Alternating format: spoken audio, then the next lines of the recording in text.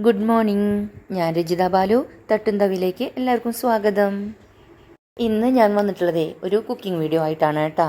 നമ്മൾ മന്തിക്കും ബിരിയാണി റൈസിനൊക്കെ യൂസ് ചെയ്യുന്ന ചട്നി ഉണ്ടല്ലോ, സൽസ. അപ്പോൾ സൽസയുടെ ഒരു റെസിപ്പിയാണ്. നമുക്ക് നേരെ വീഡിയോയിലേക്ക് കിടക്കാം. അപ്പോഴേ അതിനായിട്ട് ഞാനിവിടെ 3 തക്കാളി എടുത്തിട്ടുണ്ട്. അതുപോലെ തന്നെ ചെറുനാരങ്ങയുടെ അര ഭാഗം എടുത്തിട്ടുണ്ട്.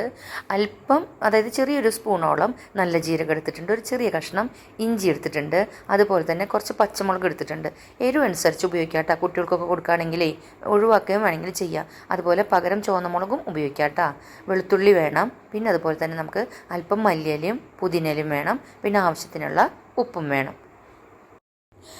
അപ്പോഴേ നമുക്ക് ഈ തക്കാളിയൊക്കെ ഒന്ന് മുറിച്ചിട്ട് ആ തക്കാളിയും ബാക്കി എല്ലാതും കൂടിയിട്ട് ഒരു മിക്സിയുടെ ജാറിൽ ഇട്ട് കൊടുക്കുക. എന്നിട്ട് വേറെ വെള്ളമൊന്നും ആഡ് ചെയ്യണ്ട കേട്ടോ. എന്നിട്ട് നമുക്കിത് നന്നായിട്ട് ഒന്ന് അടിച്ചെടുക്കാം.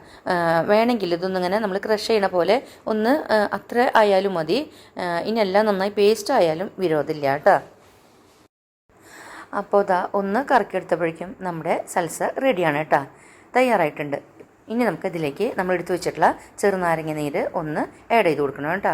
ഉപ്പൊക്കെ ഒന്ന് കുറവാണെങ്കിൽ ഉപ്പും ചേർക്കാം കേട്ടോ. അതുപോലെ തന്നെ നമുക്ക് വേണമെങ്കിൽ ഇതിൽ വെളിച്ചെണ്ണയും ചേർക്കാം കേട്ടോ.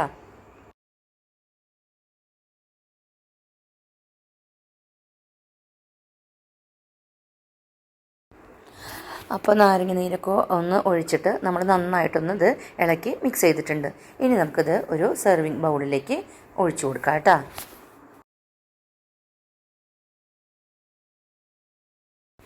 അപ്പോൾ സൂപ്പർ ടേസ്റ്റി ആയിട്ടുള്ള നമുക്ക് മന്തിക്കോ ബിരിയാണിക്കോ ഒക്കെ കഴിക്കാൻ പറ്റാവുന്ന ഒരു ചട്നി അല്ലെങ്കിൽ സൽസ എന്ന് പറയും കേട്ടോ. അത് തയ്യാറായിട്ടുണ്ട്. വളരെ സിമ്പിളാണ്. കുട്ടികൾക്ക് ഇത് ഇഷ്ടമാണ്. കുട്ടികൾക്കായാലും ഇത് ഉണ്ടാക്കാൻ പറ്റും കേട്ടോ. അപ്പോൾ എൻ്റെ ഈ ഒരു വീഡിയോ ഇഷ്ടമായിട്ടുണ്ടെന്ന് വിശ്വസിച്ചോട്ടെ. എങ്കിൽ നിങ്ങൾ എൻ്റെ ചാനൽ സബ്സ്ക്രൈബ് ചെയ്യാനും അതുപോലെ തന്നെ വീഡിയോസ് ലൈക്ക് ചെയ്യാനും ഷെയർ ചെയ്യാനും കമൻറ്റ് ചെയ്യാനും ഒന്നും മറന്നു പോകരുത് കേട്ടോ. അടുത്ത വീഡിയോയിൽ കാണാം. അതുവരേക്കും നന്ദി, നമസ്കാരം.